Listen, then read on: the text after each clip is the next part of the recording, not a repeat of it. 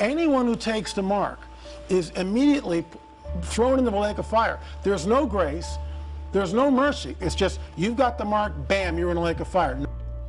If you pledge allegiance to the Antichrist, you will be eternally damned according to the Bible. In medical news tonight, a chip the size of a grain of rice could save your life. I've just been chipped myself. It's not a painless process, but it doesn't last too long, not too difficult, minor surgical procedure.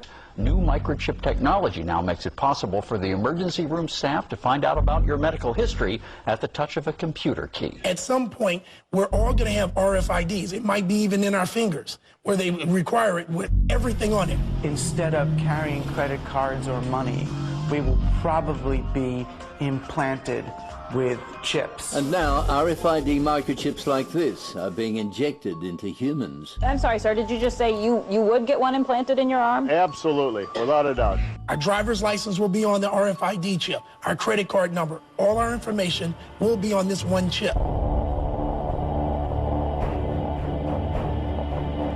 The chip is encased in unbreakable glass and is about the size of a grain of rice. The procedure is done with anesthesia and is relatively pain-free. It felt pretty scary, but at the same time it felt very modern, very 2015. The government has just approved the use of a computer chip that would be implanted under your skin. When complete, everyone will have a unique 12-digit identity number. If hospitals purchase this detection equipment, the system will most likely start to include more and more people in those communities who will want the chips. Wow. Interesting stuff. Everybody could have one of those one day. Does Google now know everything I do and everywhere I go? Because, let's face it, we like you guys, but you're from Google. It may be true that 10 to 20-year-olds don't want to wear a watch on their wrist, but you can be sure that they'll be far more interested in wearing an electronic tattoo, if only to piss off their parents. Forget mobile phones. Your children and grandchildren may well want an implant instead. You know, when we check out at the grocery store, we'll be swiping our own arm over the scanner, and that will be something we feel we can't live without. It would be such a disadvantage to not have the implant that it essentially becomes not optional. Anyone who takes the mark is immediately thrown into the lake of fire. There's no grace, there's no mercy. It's just, you've got the mark, bam, you're in a lake of fire. Not my words. Those are the words of Yeshua, and those are in the book of Revelation. There's going to be one decision if you're left here. If you're faced with the decision to take a mark that's talked in Revelation 13, I think, Revelation 13, 17, the mark of the beast, in your right arm, right hand, or your forehead. If you make the decision to take it, it will be the last decision you will ever be in control of. If you take the mark and you say, I'll take the mark of the beast, you will never have control over another decision. You'll never be able to cut it out.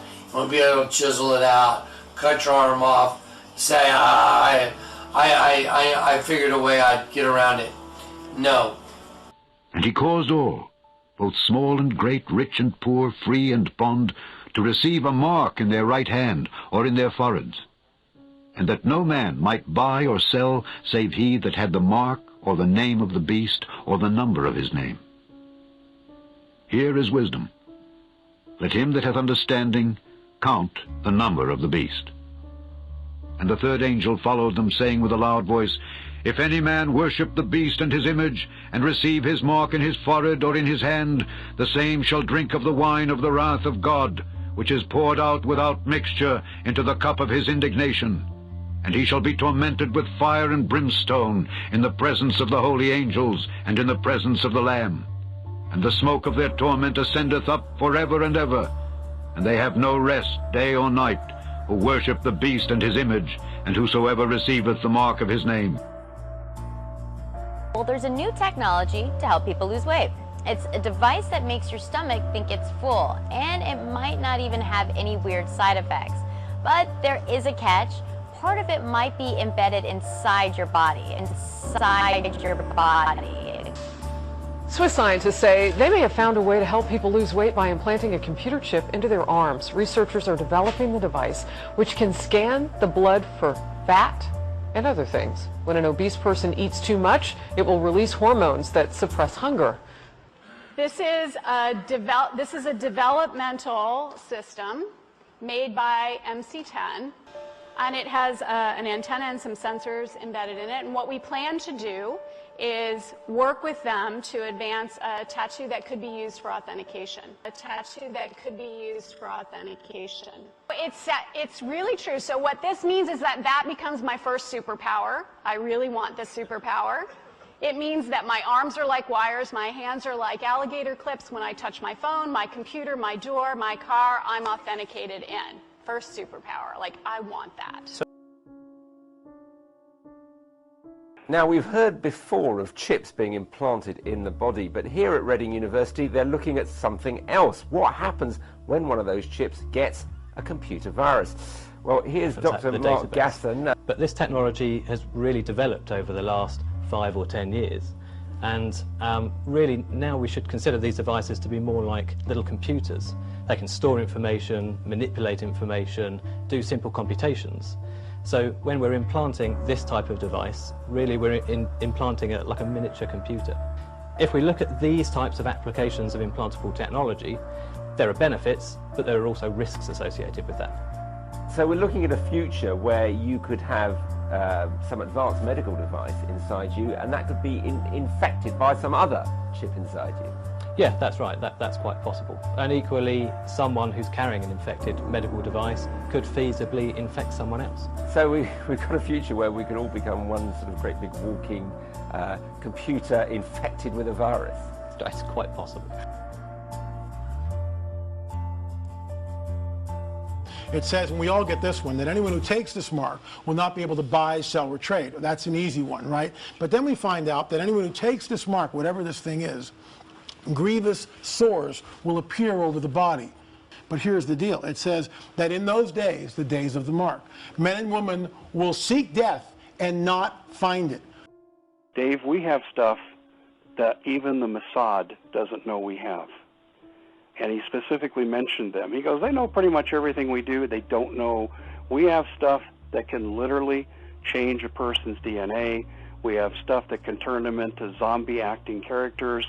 And he said, watch this drill that we do in 2 weeks. And it was the October 31st, 2012 drill in San Diego. And I actually have this on one of my stories, where people were dressed up with makeup artists to act like zombies, and they were being shot down in a simulation.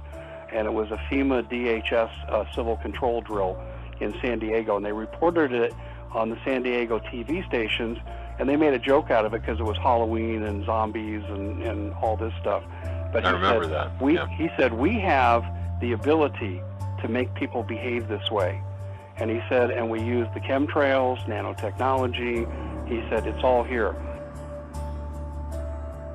So even from a Christian perspective, obviously, we wouldn't want to get the mark because, well, according to the Bible, your eternity depends on whether you take the mark or not.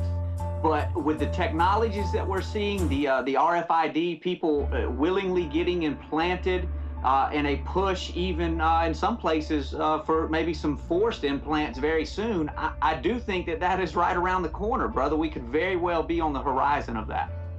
And you know, Darren, when we compare this to Scripture and we look and see, you know, particularly Revelation 13, talking about that the whole world will have this system, and that you will have to have it to be able to buy and sell.